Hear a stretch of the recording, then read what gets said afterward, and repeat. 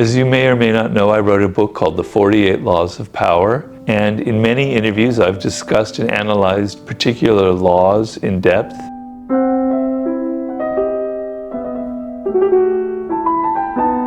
And so here is a compilation of some of those best moments in which I've gone into the various laws of the 48 Laws of Power. I hope you enjoy it.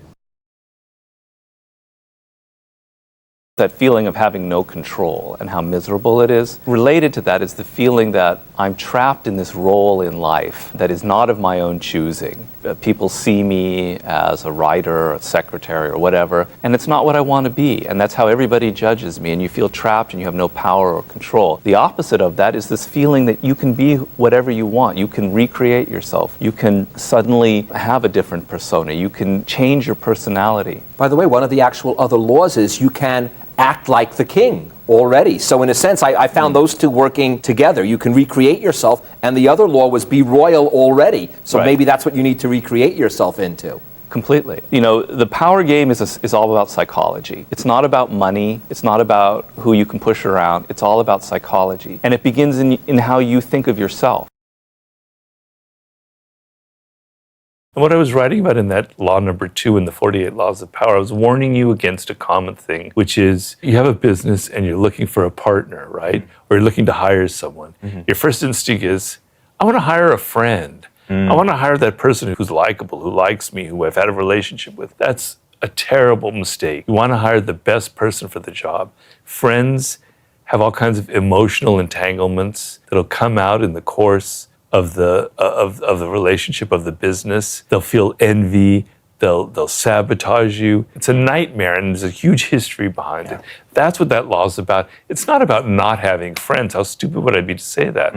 Friends are an incredibly important role.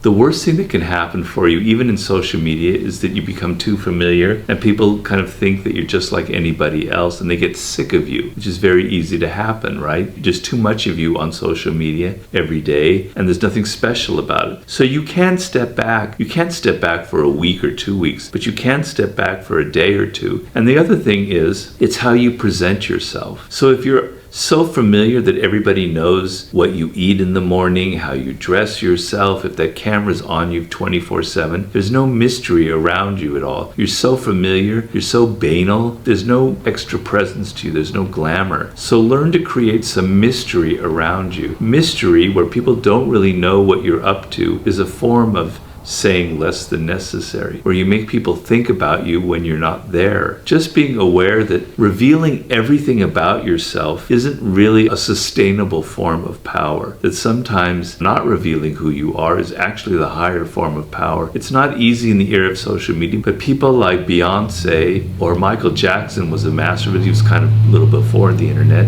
But he would disappear for several months or even a year before a record was coming out, so people would be talking about him. And even Beyonce is really good at this. So there are people who are good at it in the era of social media, and there are a lot of people who aren't very good at it.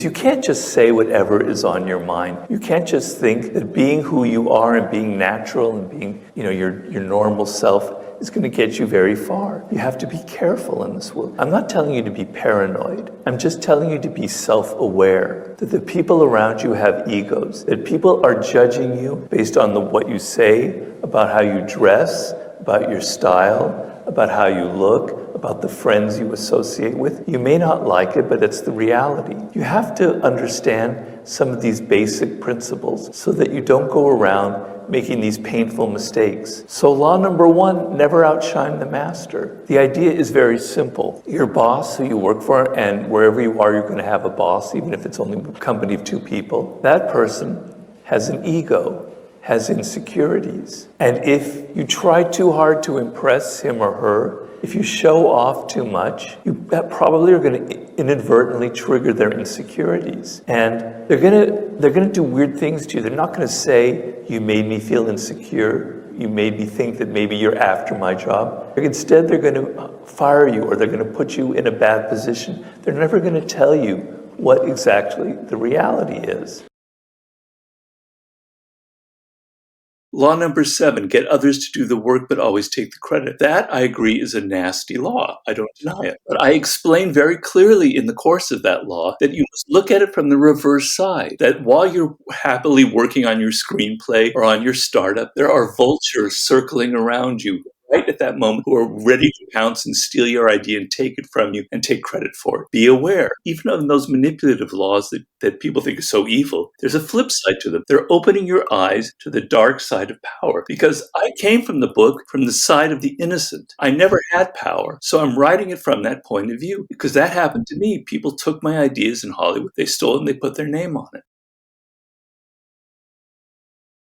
One of the laws of power is guard your reputation with your life. It's like your treasure. It's how people perceive you. And if your reputation kind of precedes you, and it can make people even afraid of you before they meet you. In the ancient China, in like the 1st century AD or so, there was this great Chinese general called Zhuge Liang. It's narrated in this book called The Romance of Three Kingdoms. And he was so clever. He was by far the most clever general that ever lived, that armies were already kind of worried before they went into battle with him, knowing that he would have some trick up his sleeve. They were certain that he was going to do something that they never thought of before. So at one point, Zhuge Liang is in a castle and all his men have deserted him for whatever reason, and he only has like 50 men left in the castle, and he hears that an army of 20,000 soldiers is advancing, and he goes, it's over, my career's over, they're going to wipe us out and kill us. So what does he do? He sat himself up on the wall of the castle with like a harp or a lute in his hand, and he just sat there strumming it and humming like a prayer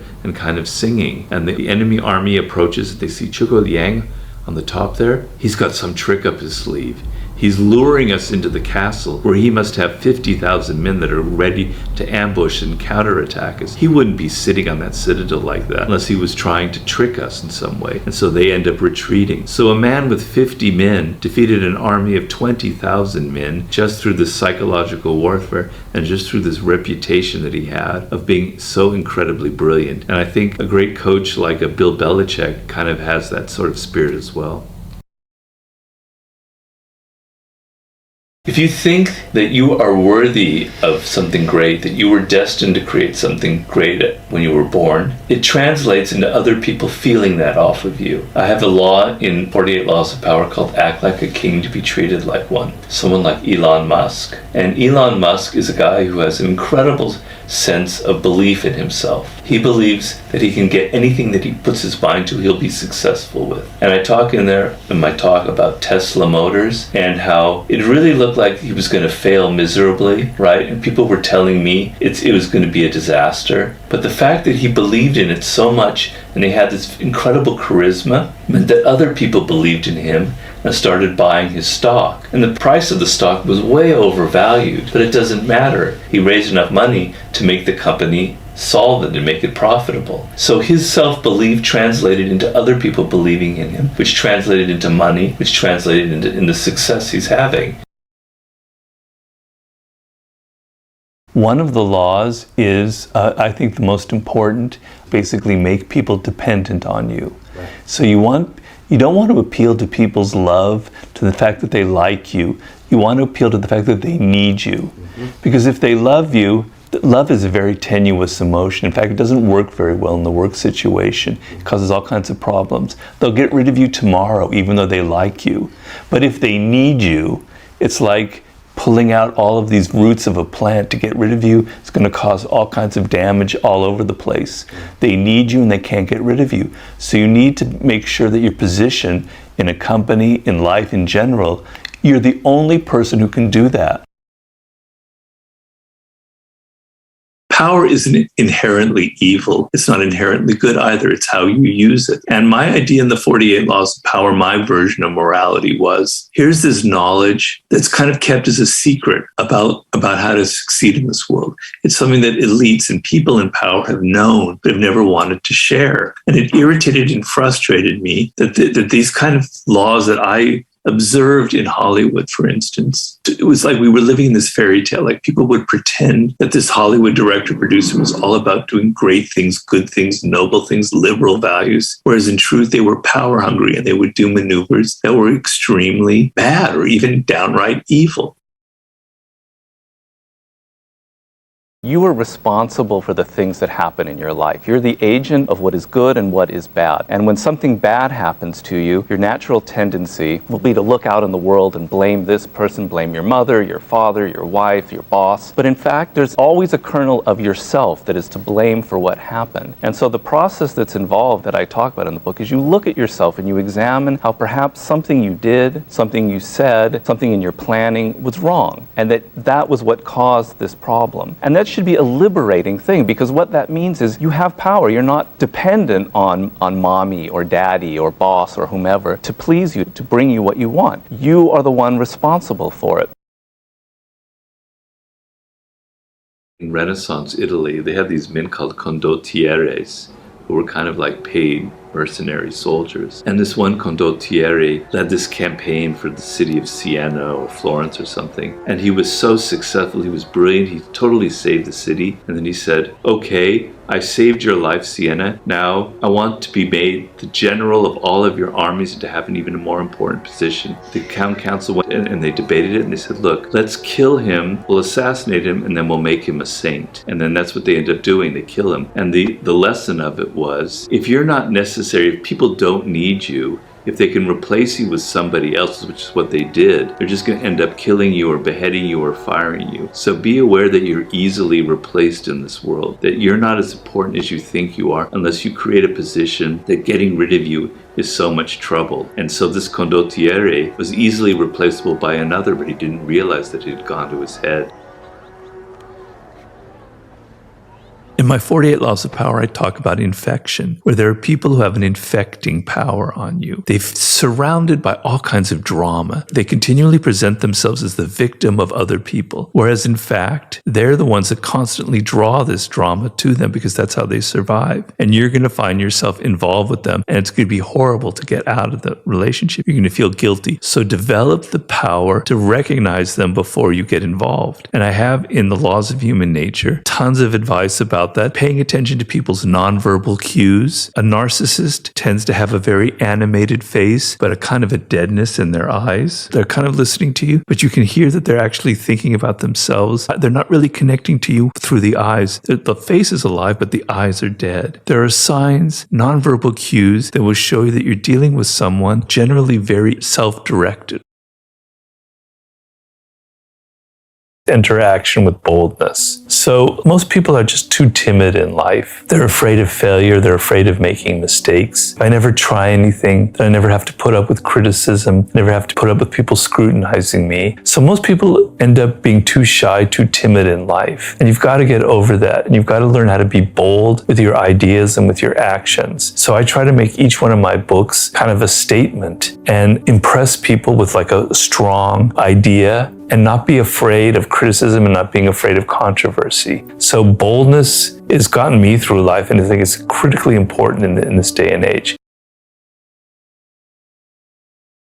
What are the 3 things you shouldn't do if you're interested in power? Well, the first thing you should never do is be in a hurry for power, because that's going to cause you to make all kinds of stupid mistakes. You're going to think that getting attention and recognition and getting people to love you and like you and admire you is power, and you can do that tomorrow by being charming and brilliant and witty. It's not sustainable. So the only form of power that's sustainable is one that you build over time, that's based on something real, that's based on your own skills that you have, on your own experience that you have. And the more patient you are in the game of power, the tougher you will be and the more powerful you will become. So your impatience is the greatest impediment of all to any kind of power. The second thing you should never do is take people at face value. It's very difficult for us because we assume that the appearance of people is the reality. But people wear masks. They're incredibly tricky. They're incredibly elusive. Even your allies may not be as much of an ally as you think they are. So develop the habit of thinking that people are disguising something. It's not nefarious. It's not evil. You're just thinking that the appearance that they have of being so confident and so strong might actually be concealing deep insecurities, or that dramatic, charismatic person might be hiding deep levels of irrationality and even madness, an infecting type person. So don't ever take people at face value. Don't trust their appearances. And the third one is, don't try to be like other people. It's very, very difficult because you We're conformists by nature, and we want to imitate what's out there. We look at icons and people in media and we say, I want to be just like him. I want to be just like her. I want to have that kind of attention and that kind of success. And the most powerful people, the most successful people in the world, they're one of a kind. There's never been anyone else like them. They're so weird, they're so different, their style is so unique that is their source of power. Trying to run away from that and trying to be like other people and trying to imitate them only means that you're incredibly replaceable. So if you're just like everybody else, there's no reason for anybody to hire you in the long run, because eventually they can replace you with someone younger and cheaper. But if you're truly an original, if you're truly different, if you have skills that nobody else has, if you have something to say and express that no one has expressed before, that is the ultimate position of power. No one can get rid of you. People want more and more of you instead of less and less of you. I try to remove the kind of taboo or the negative associations we have with a word like power or with the word ambition. I try and say ambition is a good thing. It means that you believe in yourself, you have some self-love, and you believe you're worth something, and you want to go out and achieve and create something worthwhile for other people. So ambition is a positive thing. But so many people are just kind of embarrassed about being a human being, embarrassed about our primate nature, embarrassed about our own aggressive impulses.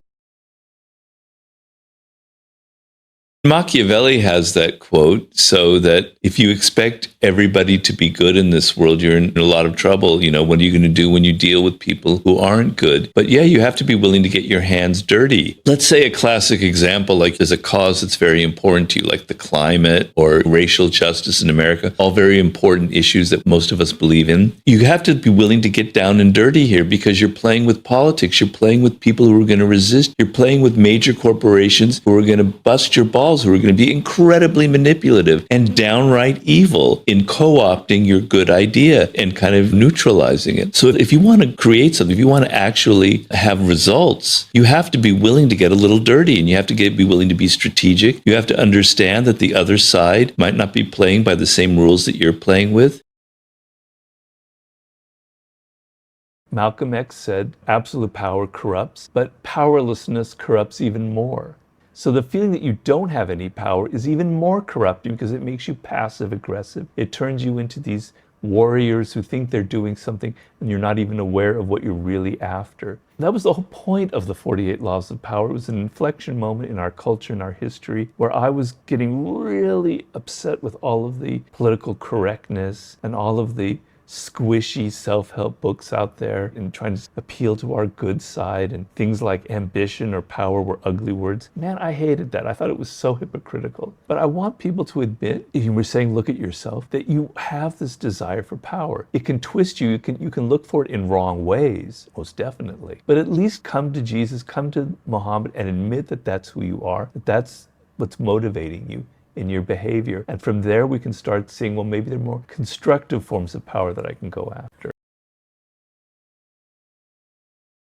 There are 48 laws, right? 48, that's the number, okay? I could count maybe 4, maybe 5 overtly manipulative laws in there. There are 44, 45 others that are not manipulative at all. Plan all the way to the end, create compelling spectacles, despise the free lunch, which is about being generous. In victory, know when to stop, don't go too far. Work on the hearts and minds of other people. Be the perfect courtier. Don't isolate yourself in a fortress. Demonstrate your ideas, don't argue. There's nothing evil, there's nothing manipulative about that. But people pick out the chapters that are the most egregious. That's manipulation in my mind.